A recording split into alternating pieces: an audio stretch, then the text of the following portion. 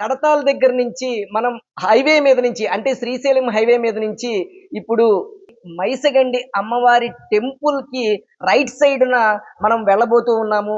So friends చూడండి, ఈ మైసగండి అమ్మవారి టెంపుల్ ఎంత పెద్దగా ఉందో, ఎంతో మహాన్వితమైనటువంటి ఈ టెంపుల్ చుట్టుపక్కల షాపులు గాని, ఇళ్ళు గాని, లేదంటే మన గెస్ట్ హౌస్‌లు గాని ఇలా ఎన్నో ఎన్నో ఆల్రెడీ ఎస్టాబ్లిష్ అయ్యి ఉన్నాయి.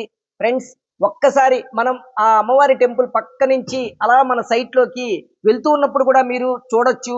అక్కడ క్లియర్‌గా మీకు right side, left side complete షేప్‌లో ఎక్కడ గ్యాప్ లేకుండా మనకి ఇళ్ళనేది ఉన్నవి.